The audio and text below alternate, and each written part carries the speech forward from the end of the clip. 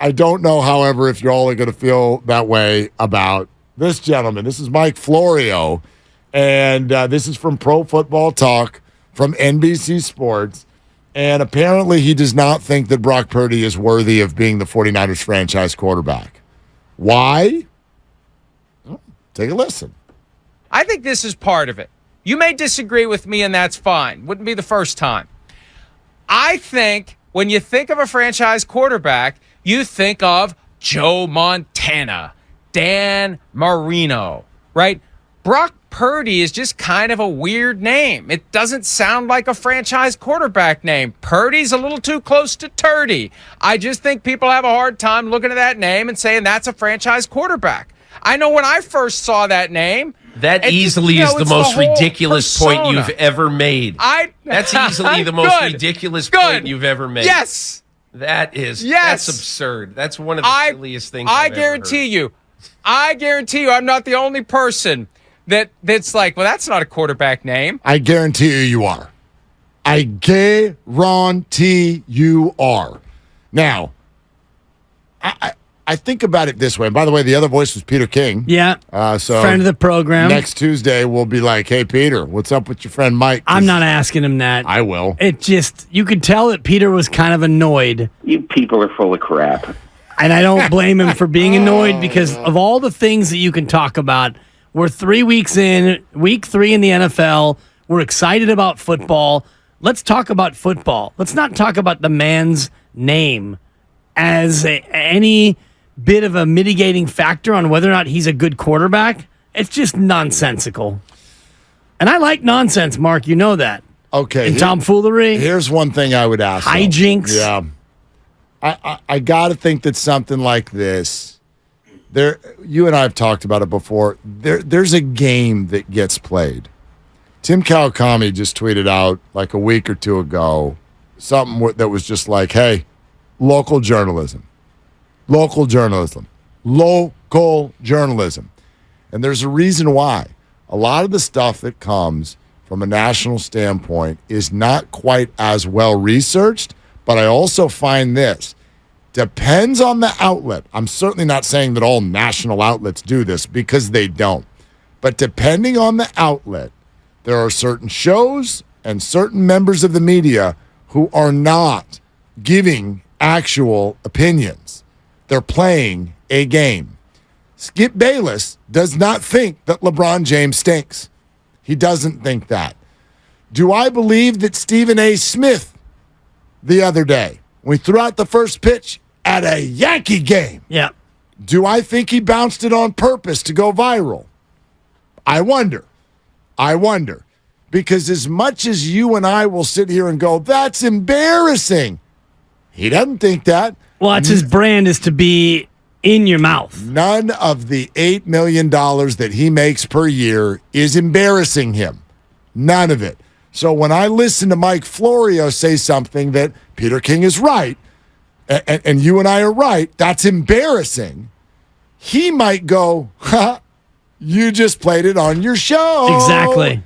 And you're not going to play it on your show if Mike Florio goes, oh, Brock Purdy, I don't know, I still got questions. It's only been 11 games. A little wobbly in the first quarter. Sure. That's all stuff that everybody's saying.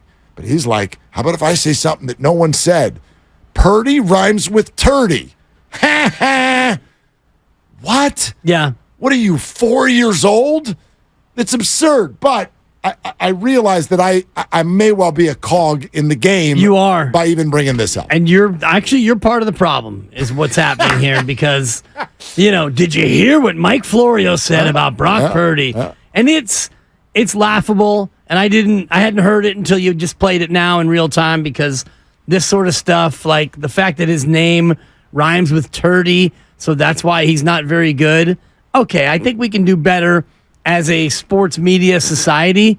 And, Mike Florio just trying to, I guess, keep his brand out there. And he's known for opinions that are definitely kind of off the mainstream. And if this is the best he can do right now, and I kind of feel bad for him. I don't think that Stephen A. bounced it on purpose. I just think that he's not a very good athlete. It's a choke job. He said he choked. Maybe. But you're right in terms of. No, they're very good at this. Yeah. They're very good at this. What's going to get people going? If Stephen A. Smith throws it right down the middle, and they're not going to get anybody going. 50 Cent can throw the thing sideways. We're still watching it 8 years later. Yeah. You know what I mean? Mariah Carey, same thing. Exactly. Like, I don't, and the only reason I say this also is because I do at least think enough of Mike Florio that there's no way that's really a thought.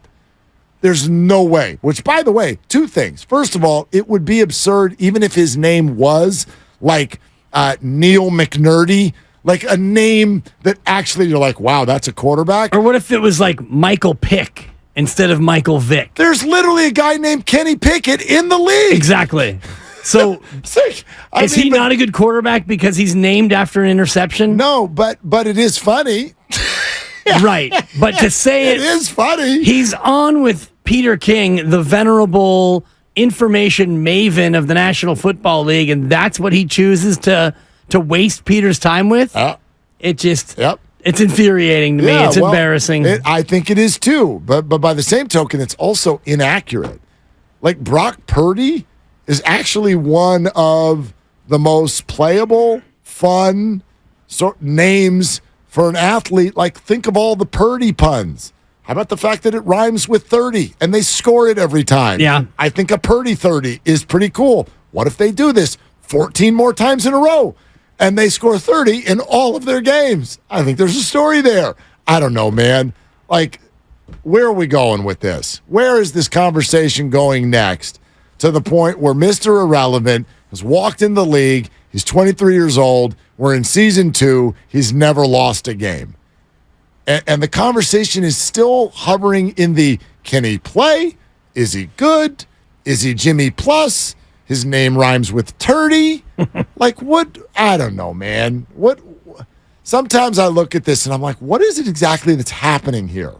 It's a very, very odd start to his, quite frankly, illustrious early career. Right, and I think what's starting to unfold on a national basis is what we saw last night, which is twofold. One, national exposure for a guy who has never lost a game in the regular season that he has started. And two, the additional narrative of something that we've talked about on our show and on our station, that he is in many ways a byproduct of the laminated play sheet and the talent around him. Next Gen Stats put out something that Alan Stiles had retweeted, friend of the program, that very good one. I think like 68% of the passing yards last night were via the Yak. Yep. So having that come from a national organization does feed into the narrative that we've talked about, that Brock Purdy's good and winning every game is remarkable. He's has the third longest start of wins to a career in NFL history behind Ben Roethlisberger and Mike Tomczak. That's all great, but Yak yards, am I right? The Yak boys, the laminated play sheet, Kyle Shanahan, this nasty defense. Brock is great, however, A, B, C, D, E, and F over here. So I think that's what the nation is starting to latch on to, those two. They're not competing narratives, but they're dueling narratives. I will say this, not that, and I'm not talking about last night. No comment on that specific game, but I would argue until the end that Yak is not just the receiver. It's not. Like, no, it's not. Like catching the ball on time, having it be accurate, finding the person in space at the right time, like setting the person up to run is absolutely, and I'm not saying that necessarily when it's just like the boom, here, you're 2 yards away from me, here's the ball. But, like, come on, man. Like, Yak, that the quarterback does have a hand in that. So does the play caller. Absolutely. And last night, and the receiver. The only play that the Giants had of a positive nature in the second half was a swing pass to Brightwell where I think it was Drake Greenlaw didn't see the guy going in motion or didn't pick him up, and Brightwell got a quick little pass, and he went up the left sideline, and he got 14 or 15 yards before getting knocked out of bounds, and that was great play call. Defensive lapse, The receiver has the ball. He's got a clean 15. So, yes, that's yak, but that to me was all play call and defensive breakdown. And, some of Debo's ones where it's a good throw, and then he gets an extra 15 or 20 just because you can't tackle him. Oh, gosh, he's incredible. And other ones where Brock hits a guy perfectly in stride. And those yak yards, yes, they go to the player, but they also go to the quarterback for hitting the player in stride. You're right. Yeah, 957-9570, the number. Let's keep going out here on the phones. Matt in San Rafael. Hey, Matt, you're on Willie and Dibby. What you doing? Just getting ready to go to the gym, start the weekend. Mark, you touched on something I wanted to mention, and that is, the yak thing. Garoppolo didn't have the yak that Purdy does because he would hang guys out to dry going across the middle instead of hitting them in stride. So I agree with you. But the thing I wanted to mention was you were talking about the national media, and I actually think that there is sort of a resentment, an East Coast bias, if you will. I think a lot of people are sort of irritated that the Niners are good for whatever reason, particularly people on the East Coast. And it seems like a lot of former players, particularly players who had to go compete against the Niners, don't particularly like the team. I was watching all over the place, bouncing around this morning, kind of gloating.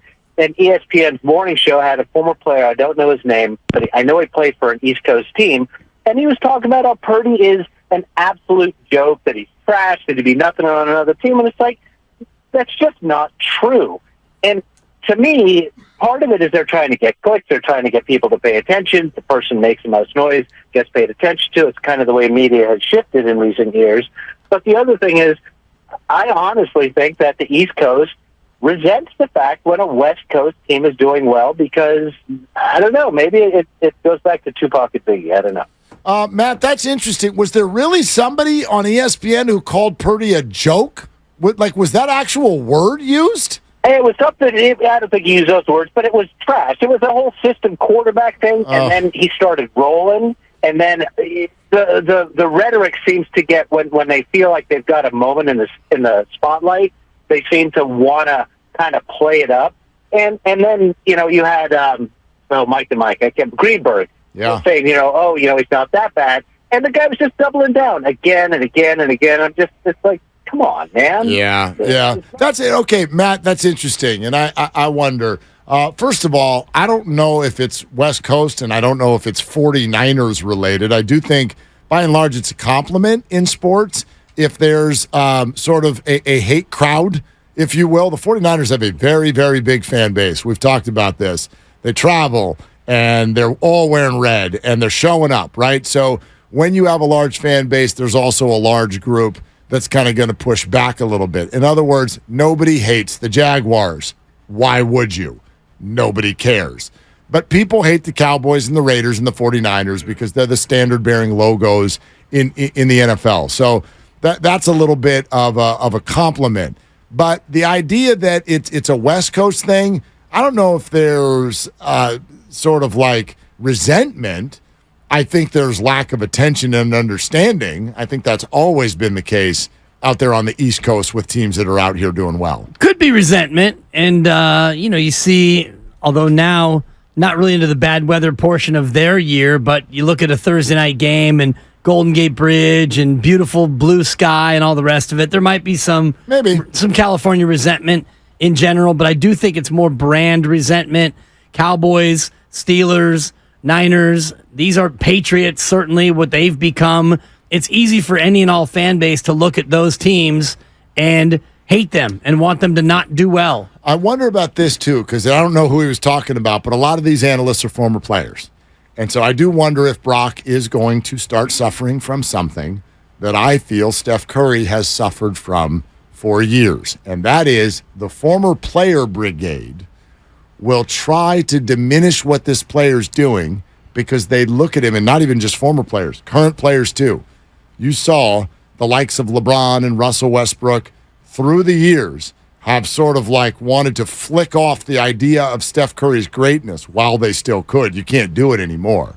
But they try to diminish it because they look at him and say, dude, physically, you're not one of us. Like, look at you.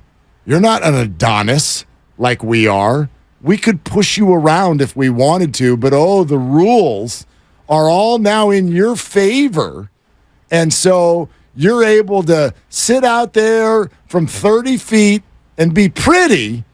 And we're in here banging our bodies off of one another. And that's where the real men play. Charles Barkley led the brigade. Yes. A jump shooting team will never win a championship. It's a little high for my taste, but it's a good effort. All right. Yeah. Appreciate it. Keep working on that one. I'll keep working on my Nick Bosa. Yeah, too much Kermit in my Charles Barkley. Anyway. I got a sack last night. Oh, it was really fun. Anyway, I wonder if Brock's going to start suffering from that, where guys are looking at him and they're going, dude, you tiny little 7th-round draft pick with your Purdy name and your West Coast vibe and your Kyle Shanahan flat bill and your McCaffrey on your left and your Debo on the right doing all the work. What the hell have you ever done in this league? I do think there could end up being some of that, if there isn't already. I think there is already, and I think that it stems more from the players around him, the laminated play sheet, and the head coach. I think more so than where he was drafted, although the Mr. Irrelevant thing will forever be a quaint part of the narrative, and eventually, if he does reach the highest of heights and there's a 30 for 30 on Purdy, or if there's a biopic or a documentary, whatever happens at the end of the days. Purdy for Purdy, but anyway. Whatever you do with it, it's going to all stem from that Cinderella story of being the last guy picked. And so, in the meantime, there is some of that Steph Curry haterade, but the only way you can end it is by doing what Steph did, which is not only winning the title, but you become the best ever. Now, Purdy doesn't have to do that, but if he wins a Super Bowl, win a bowl, then you can't, you can't say anything about it. Because when he loses a game, or if he ever has, I was going to say if he ever has a 3-pick game, if he ever throws an interception, they're going to be waiting for him. If he ever has the dreaded 1-pick game, listen to what we're saying. If he ever, loses, right? Then we're going to be here to jump him. People are going to be there to jump him. It's just so funny. It's so funny. If he ever throws a pick. I was trying to think about, if he ever has a 3-pick game, he might not have a 3-pick month. What a 1-pick game. He's almost done with September. Yeah. We got one more game? Yeah. Or is that even on?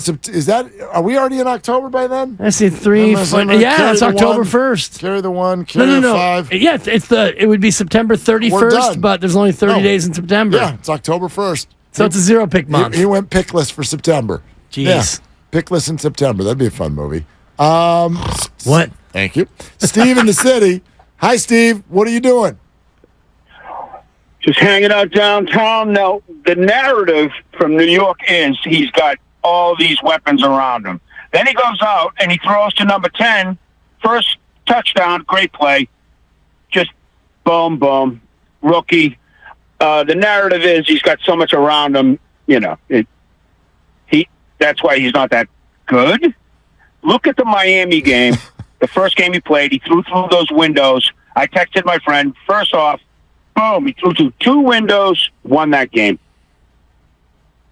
I'm telling you, and again, boom, Steve, thank you so much. We do this in sports sometimes. Steph Curry suffered from this too. So did, I guess, Kobe and Shaq for a period of time until both of them won rings without one another. I don't know. Phil Jackson, same thing. It's like, well, you got good players. Well, yeah, right. That's how it works. I'm never going to hold it against someone because he's surrounded by other good players. And it's been proven so many times in a row that having good players around you does not automatically mean you win. Especially in football. Especially in football. In the NBA, I think it's more of a straight line from you have the best roster, you win a championship. That's probably the most straight line of the big 3. Baseball can get a little bit weird. You go up against a hot pitcher or a couple of hot bats, and you can get knocked out of a short series. Padres have any good players? Let me check. Jesus. Have they caught the Giants yet? Nope. They're coming. They're coming. Probably a couple Wasn't more days. sure, yeah. It's getting there. But you get it. Interesting, though, especially in football where, one bounce of the ball either way can change your fortunes in a heartbeat. I'm looking around right now. I guess the first team that comes to mind in the NFL right now is the Chargers. The Chargers have Justin Herbert as their quarterback. Yeah. Okay? They've got Keenan Allen and Mike Williams as receivers. They've got Austin Eckler as their running back. Their defensive line is flanked by Joey Bosa and Khalil Mack, and Derwin James is their safety, and they can't win a flipping game. Yeah, Cincinnati would be the runner-up to the what the hell is going on. Yeah, except for they've won. They've been to the Super Bowl. Yeah, just not this year. Right. I was thinking about this year. And he's hurt. He's well, hurt. If you're out there playing, you're not hurt. Yeah, no, that's fair. what I've always believed. But you're right in terms of bigger sample. The Chargers have long been that team because, they've had great receivers even over the years, and they haven't been able to get it done.